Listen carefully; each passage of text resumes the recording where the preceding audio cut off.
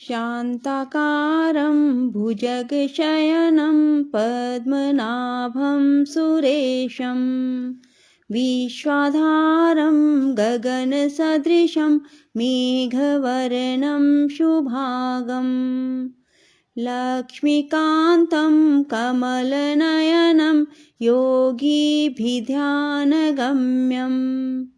वन्दे विष्णुं भवभयहरं सर्वलोकैकनाथम।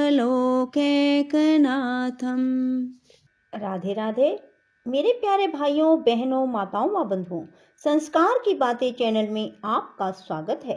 बंधुओं, आज सफला एकादशी के दिन मैं आपके लिए लाई हूँ सफला एकादशी व्रत कथा और पूरण पूजा विधि।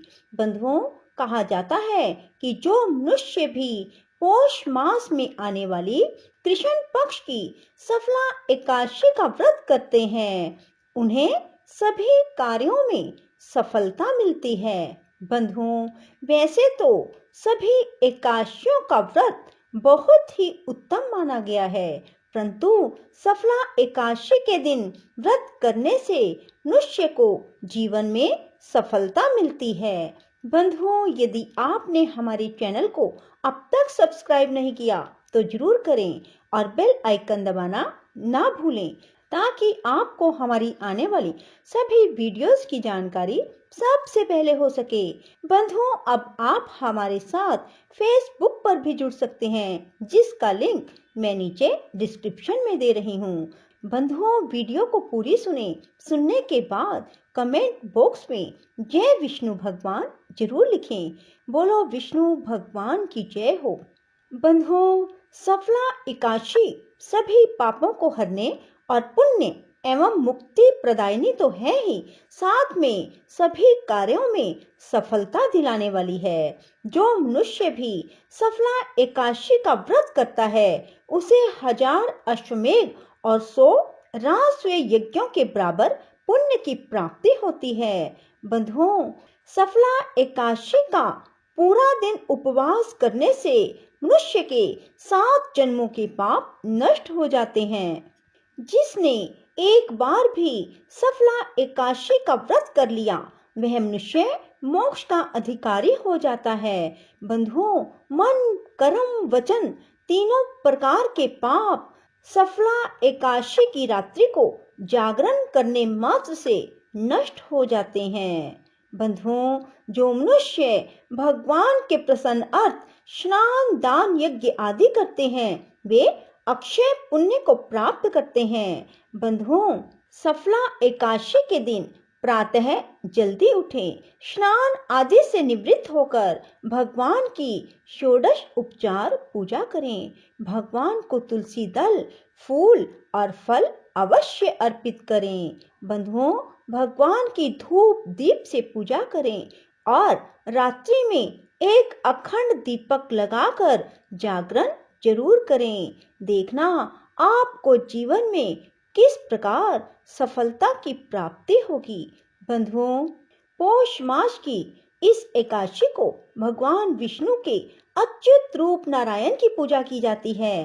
पूजा में भगवान विष्णु की प्रतिमा या श्री कृष्ण जी के विग्रह का पूजन करें, क्योंकि दोनों एक ही रूप और साक्षात परम ब्रह्म है। इस व्रत को करने से समस्त कार्यों में निसंदेह सफलता मिलती है और इसीलिए इसका नाम सफला एकादशी है। धर्मराज युधिष्ठिर ने भगवान श्री कृष्ण से विनती की, हे भगवान विष्णु के साक्षात स्वरूप, पौष मास के कृष्ण पक्ष की एकादशी का क्या नाम है? उस दिन किस देवता की पूजा की जाती है और उसकी क्या विधि है? भगवान श्री कृष्ण ने कहा, हे धर्मराज, मैं तुम्हारे स्नेह के कारण तुम्हारे प्रश्नों का उत्तर देता हूँ। एकादशी व्रत से अधिक तो मैं अधिक से अधिक दक्षिणा देने वाले यज्ञ से भी प्रसन्न नहीं हूँ। अतः तुम इसे अत्यंत भक्ति और श्रद्धा से युक्त एकाग्र मन से सुनो। पौष कृष्ण एकादशी का नाम सफला है। इस एकादशी के देवता श्री नारायण हैं। अतः नारायण भगवान की पूजा करनी चाहिए। जिस प्रकार नागों में शेषनाग, पक्षियों में गरुड़, सब ग्रहों में चंद्रमा, यज्ञों में अश्वमेघ, देवताओं में भगवान विष्णु श्रेष्ठ हैं। उसी तरह सब व्रतों में एकादशी व्रत श्रेष्ठ है। जो मनुष्य सदैव एकादशी का व्रत करते हैं वे मुझको बहुत प्रिय हैं।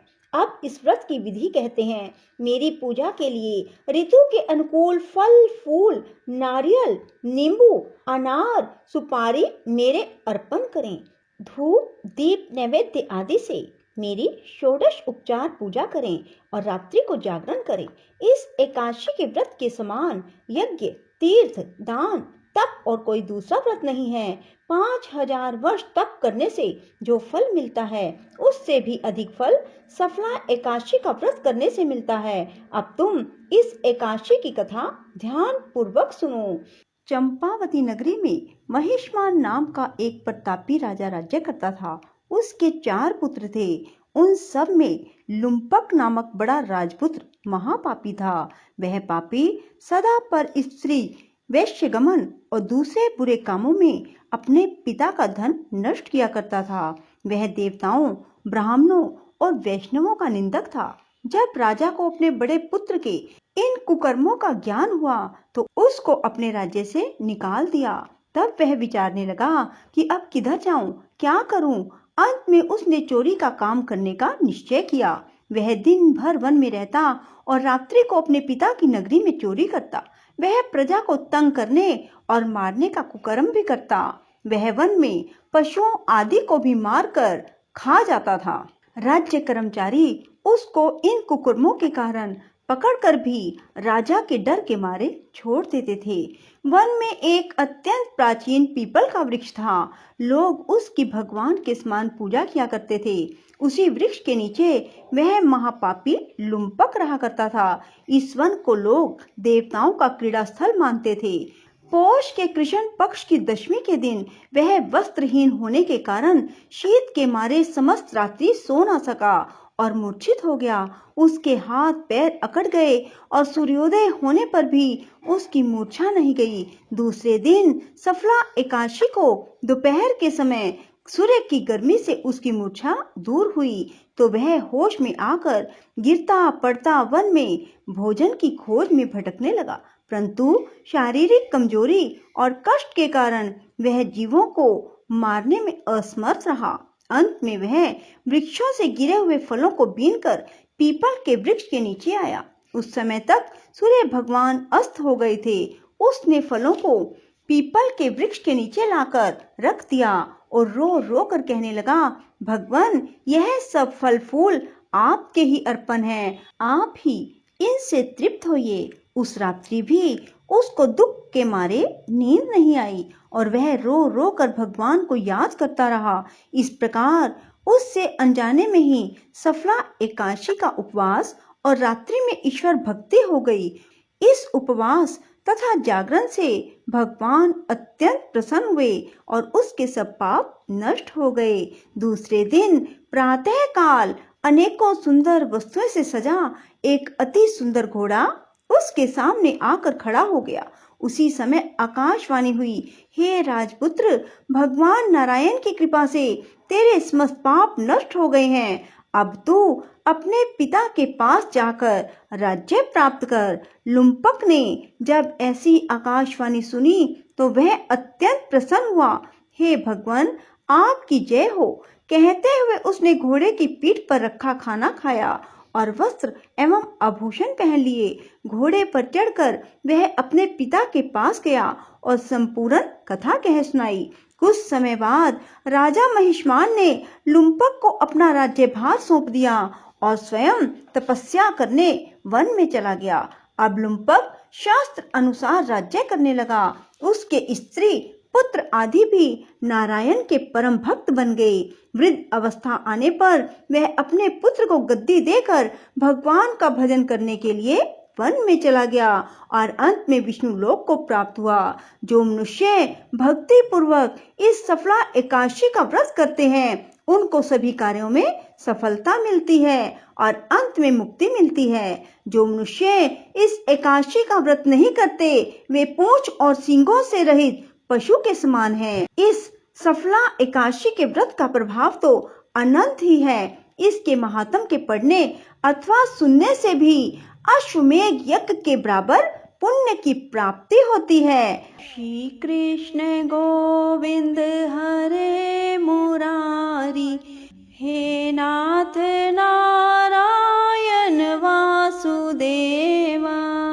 श्री कृष्ण गोविंद हरे मुरारी, हे नाथ नारायण वासुदेवा। श्री कृष्ण गोविंद हरे मुरारी, हे नाथ नारायण वासुदेवा। श्री कृष्ण गोविंद हरे मुरारी, हे नाथ नारायण वासुदेवा। राधे राधे, जय श्री कृष्णा। बंधुओं, यदि आपको हमारी वीडियो पसंद आए तो इसे लाइक करें और शेयर भी जरूर करें। धन्यवाद।